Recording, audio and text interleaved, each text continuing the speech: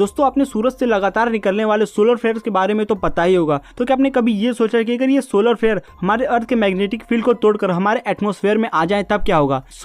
इसका एक ही जवाब है, पृथ्वी का सर्वनाश। और ये मैं ऐसे ही नहीं बोल रहा हूँ, रिसेंटली नासा ने बताया कि 2025 तक हो सकता है कि सन का एक सोलर फ्लेयर हमारे पृथ्वी से टकराएगा, जिससे पृथ्वी फिर से एक आग का गोला बन जाएगी, सभी पेड़ पौधे खत्म हो जाएंगे, ह्यूमन सिविलाइजेशन का अंत होगा, साथ ही साथ जितनी भी लिविंग स्पीसीज है इस धरती पर सब के सब विलुप्त हो जाएंगे। लेकिन दोस्तों कमाल की बात तो ये है कि ये खतरनाक सोलर फ्लेयर हमारे अर्थ से एक बार टकरा चुका है। जी हाँ, 1859 में सितंबर 2 को लोग अपना डेली रूटीन का काम कर रहे थे, तभी एक सोलर फ्लेयर हमारे अर्थ के मैग्नेटिक फील्ड से टकराता है, जिससे आसमान पूरा रंग बिरंगा हो गया था। ऐसा लग रहा था कि हजारों इंद्रधनुष हमारे आसमान में तैरने लग गए हों। और ये लाइट इतनी तेज थी कि रात को भी दिन का माहौल हो गया था। कई लोगों को ये लगा कि सुबह का दिन हो गया, अब काम पे जाने की तैयारी शुरू करनी चाहिए। तो सोचो ये लाइट कितनी तेज फॉर्म हुई होगी। और इतना ही नहीं, सोलर फ्लेयर जब हमारे मैग्नेटिक फील्ड से टकराता है, उसमें मौजूद चार्ज पार्टिकल हमारे अर्थ के एटमॉस्फेयर में एंटर हो जाते हैं, जिससे इलेक्ट्रिक टावर्स में आग लग जाती है और बड़े बड़े बिजली के खंभों ने आग पकड़ना शुरू कर दिया था। जितने भी इलेक्ट्रिक डिवाइसेस थे उनमें इलेक्ट्रिक फ्लो होने की वजह से कई लोगों को शॉक लगने लगा। हॉस्पिटल में बिजली न होने की वजह से 25,000 लोगों की जान चली गई।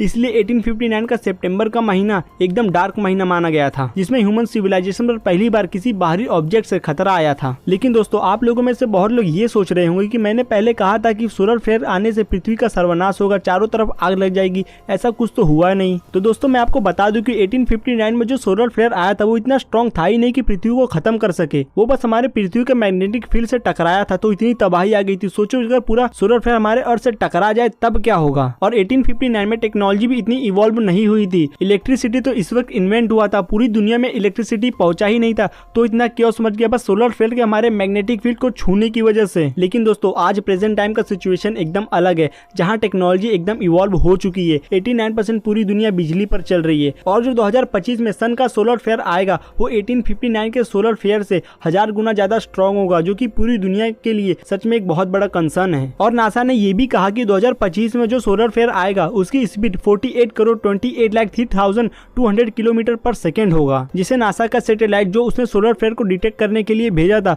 वो उसे जब तक डिटेक्ट करके हमारे पास इंफॉर्मेशन भेजेगा तब हमारे पास मात्र 35 मिनट बचेंगे खुद को बचाने के लिए, जो कि नामुमकिन है। तो अब हमें सोलर फ्लेयर को समझने के लिए हमें सूरज के अंदर हो रहे फ्यूजन रिएक्शन को समझना होगा। तो आपको ये पता ही होगा कि सूरज में कंटिन्यूअसली न्यूक्लियर फ्यूजन रिएक्शन होते रहता है और इन्हीं न्यूक्लियर फ्यूजन रिएक्शन से चार्ज पार्टिकल भी मूव करते रहते हैं। तो यहाँ पर सिंपल फिजिक्स लगाएं तो फ्लो ऑफ चार्ज पार्टिकल का मतलब होता है इलेक्ट्रिक करंट, प्रेजेंस और इलेक्ट्रिक करंट के बराबर होता है मैग्नेटिक फील्ड। इसी फॉर्मूला से अगर हम सूरज को देखें तो शुरुआत के कुछ समय के लिए सन का magnetic field north to south की ओर ट्रैवल करता है, लेकिन सूरज की इतनी ज्यादा ग्रेविटी की वजह से ये सोलर फ्लेयर रेक्टेंगल या स्ट्रेच हो जाते हैं। उसके बाद ये नॉर्थ सा क्रिएट कर देते हैं और इन्हीं नॉर्थ से सन स्पॉट भी बनते रहते हैं, जिसे आप नॉर्मली अपने टेलीस्कोप से देख सकते हो। नॉर्मली क्या होता है कि ट्रैप मैटर कूल और कंडेंस होने की वजह से प्लाज्मा क्लाउड में बदल जाते हैं और यही प्लाज्मा बारिश की तरह सन के सरफेस पर भी आ गिरता है। लेकिन कभी कभी कुछ डिस्टर्बेंस की वजह से ये प्लाज्मा सूरज के मैग्नेटिक फील्ड से अलग हो जाते हैं और जैसे ही अलग होते हैं वैसे ही लाइट की स्पीड से आगे बढ़ने लगते हैं। और ये पूरा प्रोसेस हर 11 साल में एक बार होता है, क्योंकि हम इस पूरे सोलर सिस्टम में इकलौते हैबिटेबल प्लेनेट है, इसलिए इसका हम पे ज्यादा खतरा है। क्योंकि पिछली बार 1859 में जो सोलर फ्लेयर आया था वो हमारी मैग्नेटिक फील्ड से बस थोड़ा टकराया था, लेकिन 2025 को हो सकता है कि वो सोलर फ्लेयर हमारी ओर डायरेक्ट आए। तो चलो मान लेते हैं कि इतना खतरनाक सोलर फ्लेयर पृथ्वी की तरफ आया तो इसका असर हमारे ऊपर क्या पड़ेगा।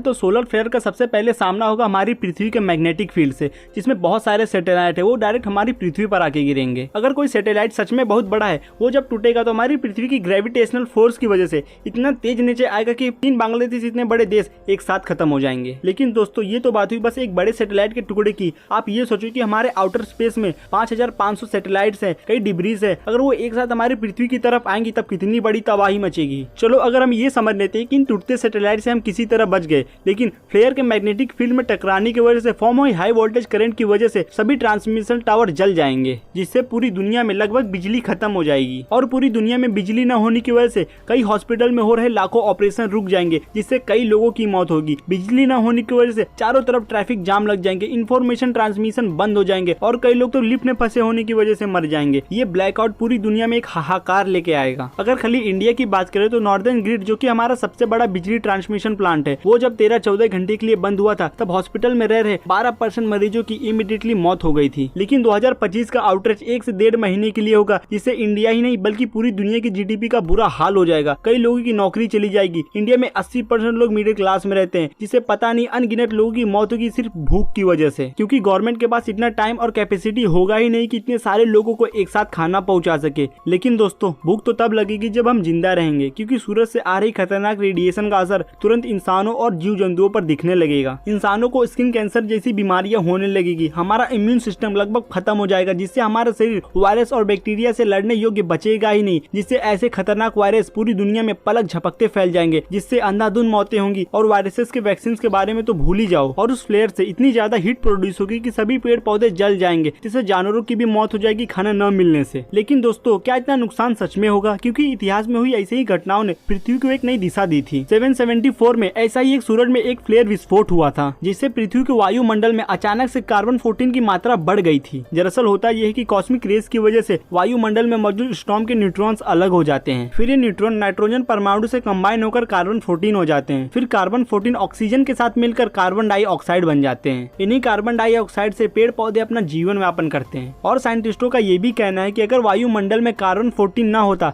तब पेड़ पौधे, जीव जंतु, इंसान और समुद्री जीवन कभी इवॉल्व ही नहीं हो पाता। तो इसलिए इसका निष्कर्ष ये निकलता है कि ये सोलर फ्लेयर हम इंसानों और जीव जंतुओं के लिए जितना घातक है, वहीं दूसरी तरफ पृथ्वी के लिए एक वरदान है। तो दोस्तों आप सबका क्या विचार है इस पूरे मामले पर, मुझे नीचे कमेंट करके जरूर बताना। तो फिलहाल आज के वीडियो में बस इतना ही। मैं मिलूंगा आगे और भी इंफॉर्मेटिव वीडियोस के साथ। अपना कीमती वक्त मुझे देने के लिए धन्यवाद। So till then.